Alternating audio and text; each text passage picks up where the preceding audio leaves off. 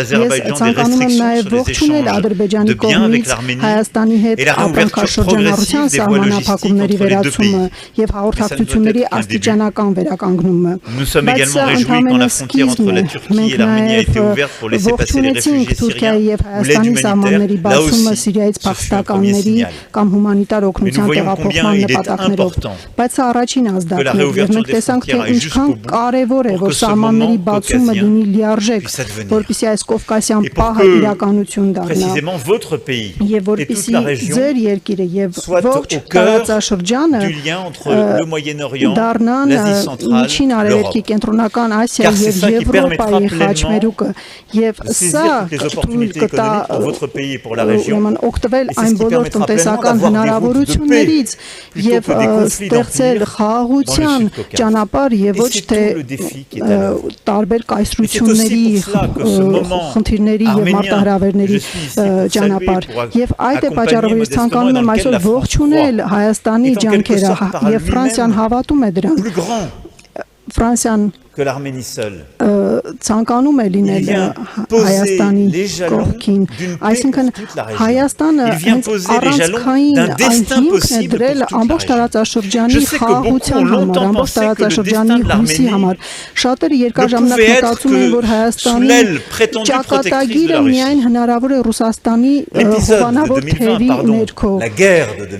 2020 թվականի պատերազմը այն ինչ որ դուք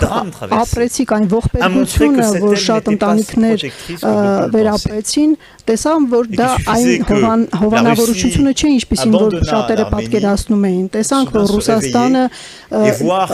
լքեց Հայաստանին և հասկացանք, որ այդ երազանքները իրականություն չեն և բոլորը կարծես սովորել էին, որ նա պետք է լինի տարածաշրջանում հովանավորը, որովհետև հարավային Կովկասը կարծես պետք է միշտ պաշտպանվի ինչ-որ մեկի կողմից։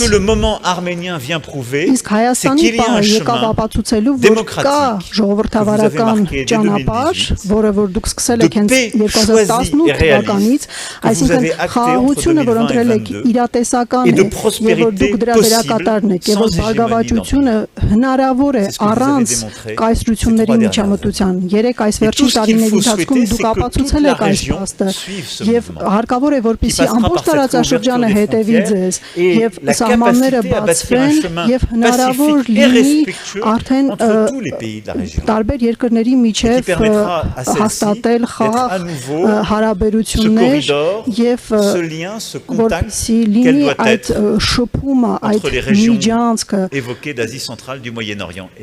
Կենտրոնական Ասիայի Եվրոպայի եւ Մերձավոր Արևելքի միջև